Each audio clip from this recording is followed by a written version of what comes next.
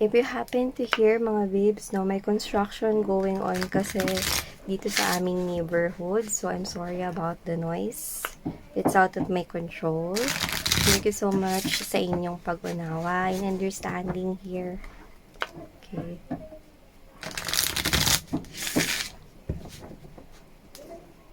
I think something here is being blocked. Okay? And I hate to say this, but I think this is you who is the one blocking this. Pwedeng ikaw yung nagbablock nito, ikaw yung, you know why I say na I hate to say this? Because I think something positive yung nabablock dito. Okay? Like, this is not something here na like a block of communication. No, it's not. I think there's something here positive, no, na naka-block. Like, alam mo yung parang nakapila yung something positive or yung parang, let's say, mga magagandang news, no, is nakapila, no, at lahat ng magagandang news na yun ay para sa'yo. But then again, no, this is you could be blocking this. Pwedeng hindi mo alam, no, na nabablock mo ito. And let's see, no, anong klase ba ito? Pero, yun yung nakikita ko dito. Yeah, because you're giving something here. Okay? Look at this. This is like a beggar here, isn't it? And you're giving here your penny to the beggar. I think this is you.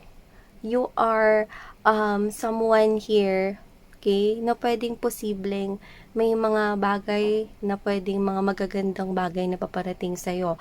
But you continuously give to this beggar. Okay, don't get me wrong. This is not something here na act of helping or showing love to the needy, ha. Hindi yun yung nakuha ko. Like, this beggar here is giving me the message that this is the symbol in this reading of yours, no? This is the symbol here of something here less than what you deserve. So, I think you're giving out your time, pero I think it's all in your thoughts, eh.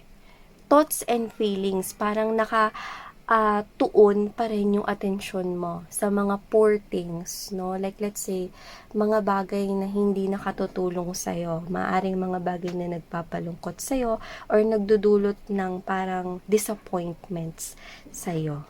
Yan. Alamin natin, no?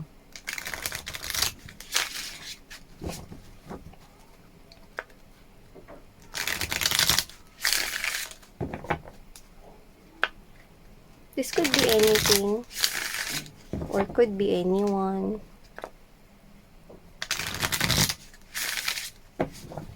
Okay, so let's go ahead and get more infos.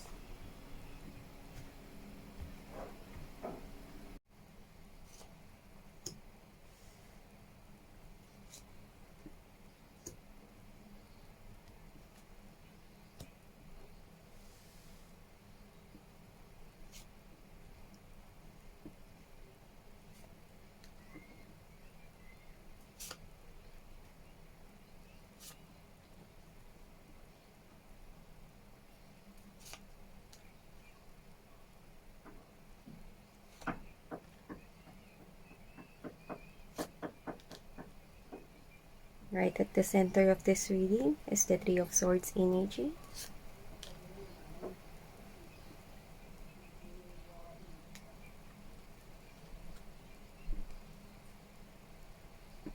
Whether you are aware of this or not, I think malakas pa rin ang epekto ng past sa'yo or ng nakaraan sa'yo. So, just take only what resonates here with you guys, okay? So, it will not resonate to each and every one of you. So, just take only the messages you think na nakakakonek kayo. So, before we start this reading, let me just say hi and hello new subscribers. By the way, my name is Yan. Welcome dito sa channel na ito. And if you want to check out my other channels, no, collective readings for all signs din po yun. Meron tayong in English language, meron din tayong in Taglish. Ang links ay nasa description box. So yeah, thank you so much sa mga nandoon na rin, okay? At sa mga babes, sa mga tambayers ko sa kahit saang channel ko. Yan, no, piliin mo lang yung mga messages no na nakaka-connect ka, no? And leave the rest for others naman, okay? So yeah, okay, so nakikita ko dito lahat tayong gender, okay? Babae, lalaki, LGBT, lahat kayo, welcome here.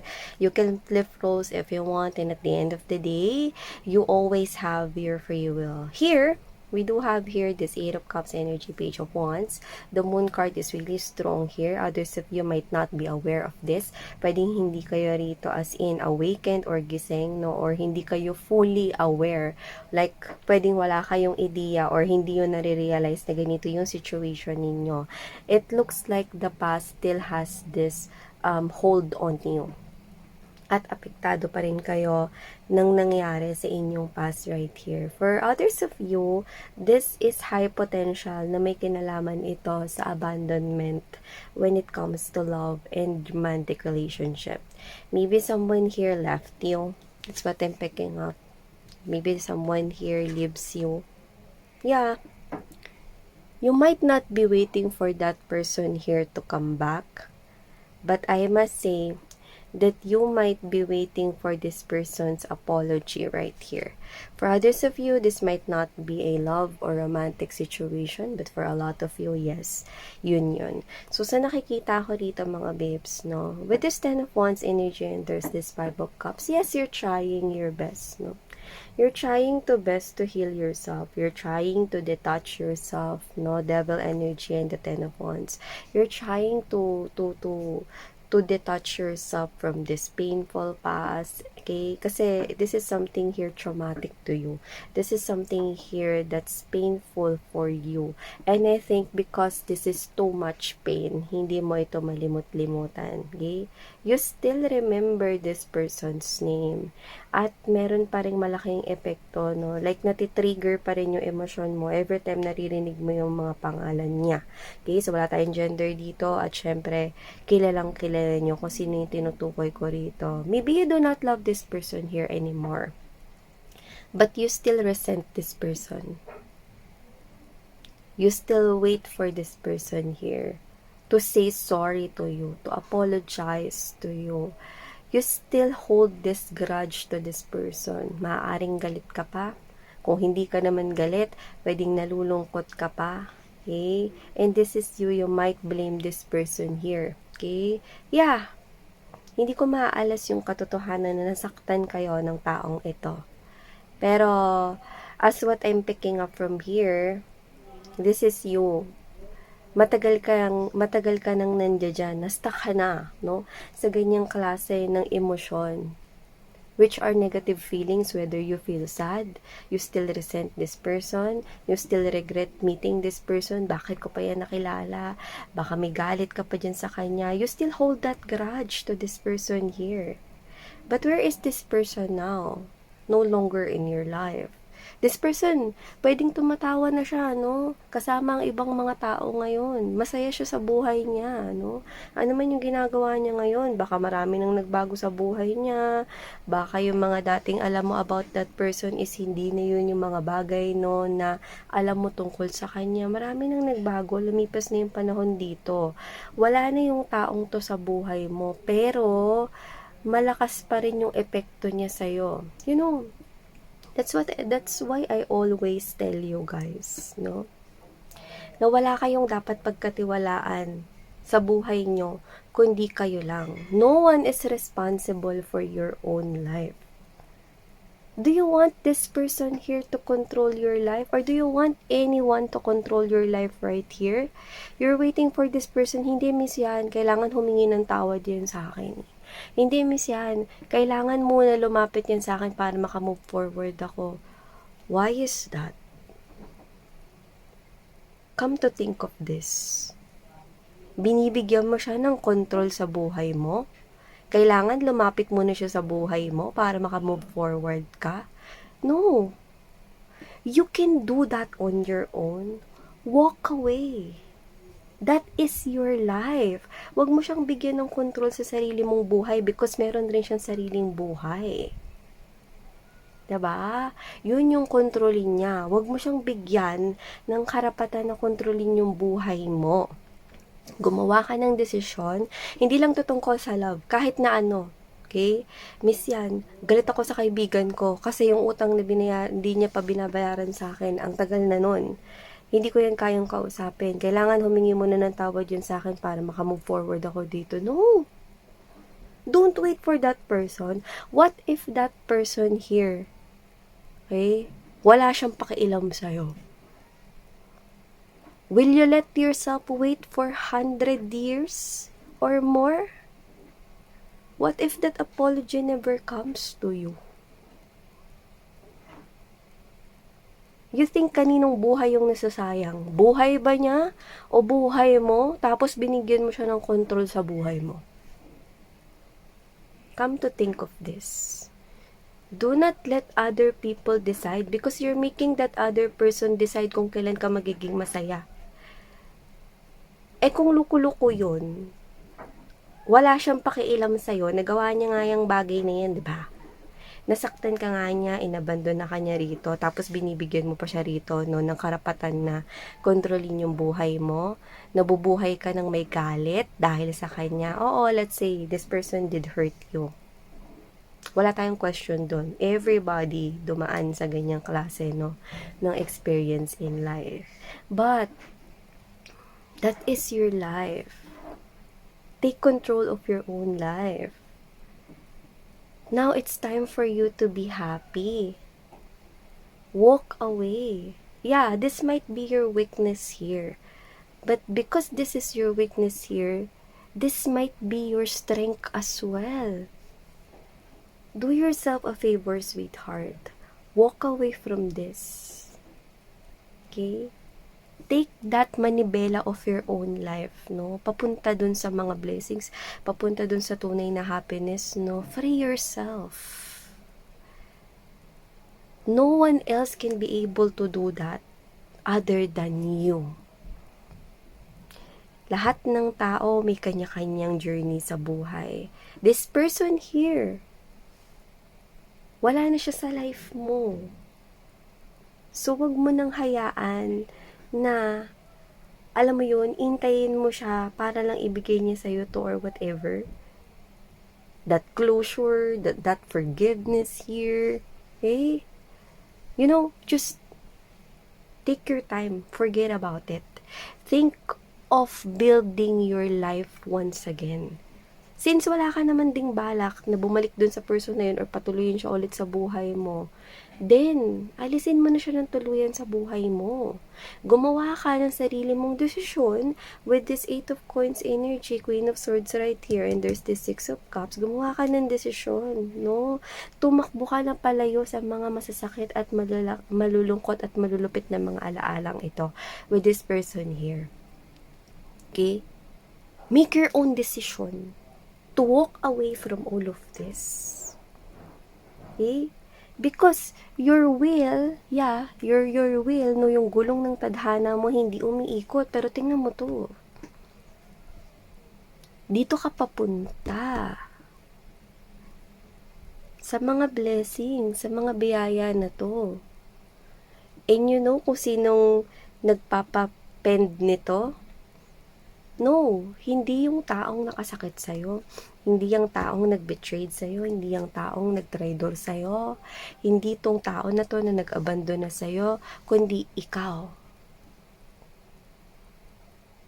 Don't let other people control you. Okay? Huwag mo silang antayin. Huwag mo na rin sila na, alam mo yun, ang daming blessings dito. Yung iba, love to, diba? There's new love here. Malayo dyan sa tao na yan. Or nakahihigit pa sa tao na yan. Example, kung, kahit na anong situation, pwede itong may apply, no? Depende sa kung ano yung inyong sitwasyon. Kaya nga, just take only what resonates, no? If the person here you like, no? Like, let's say, meron kayo nagugustuhan na person here, and that person is not giving back that love that you're giving to him or her. no? Pero kinukulit mo siya na na gumawa ng paraan, no, para mawala na yung nararamdaman mo para sa kanya. Hindi yun magagawa ng tao na yun para sa'yo. Ang makakagawa nun ay walang iba kundi ikaw. Do yourself a favor. Don't let other people here decide. Okay? Hindi siya magiging responsable sa nararamdaman mo. He or she will not take responsibility in your life dahil meron rin siyang sariling life. Tapos masaya siya sa buhay niya. And ikaw, nagpapakaburo. Una sa lahat, hindi ka mangga. Ang mangga binuburo, 'di ba? So, una sa lahat, no, don't make your life sour. Because there's a sweet life waiting for you. There are a lot of beautiful things waiting for you. Blessings waiting for you. You just need to free yourself. Do yourself a favor. Palayain mo na yung sarili mo. Gumawa ka ng desisyon. Huwag mong bigyan yung ibang tao rito ng karapatan na kontrolin yung sarili mong buhay. Don't wait for them to act. Kasi hindi nila yun gagawin for you. Okay? Lalo na if this person here is dealing with a lot of other things here. Okay? So, dito, sinasabi ko sa inyo, always trust yourself. Sa dulo, sarili mo lang yung pagtitiwalaan mo. Okay? Alam ko, mga babes, no, na hindi ito madaling bagay at mahirap ito dahil dumaan kayo sa pain. This is involving pain. Pero alam kong kaya mong makaalis dyan. Okay? Kailangan mo nang magdesisyon na makaalis dito. You're already stuck in there for too long. Don't allow yourself to dwell into that type of situation that hurts you. Don't bend your own blessings to come towards you. Make your life beautiful. Start to live in the moment. Laugh as hard and as genuine as you want. There are lots of beautiful things waiting for you. And I think this is for those people here, no, na iniintay yung apology ng isang person here. Hinihintay yung isang go signal coming from a person here. No. You can do it on your own. If you want to walk away now. You have the power to create your own life. Don't give other people, okay, that manibela of your life because that is your own manibela here. Okay? So, yeah. Blessings. Ang dami naipon na, mga mahal, no? Blessings, nandito na for you. Okay? Hindi na makatutulong sa'yo yung mga ganyang negative feelings and emotions, no? Pagkalungkot, pag-resent, regret, no? You need to walk away from that. Maraming mga bagong bagay na nakikita kong tunay na magpapaligaya sa'yo ang naghihintay na sa kabilang pinto. Okay? Kinakailangan mo ng iwan at isarado ang pintuan ng nakaraan or isarado ang anuman tong sitwasyon na kinaiistakan mo recently or whatever is this. Walk away. Free yourself. There are lots of beautiful things in store for you and this is what really makes you happy. Free yourself. Ang gaan sa pakiramdam. Okay?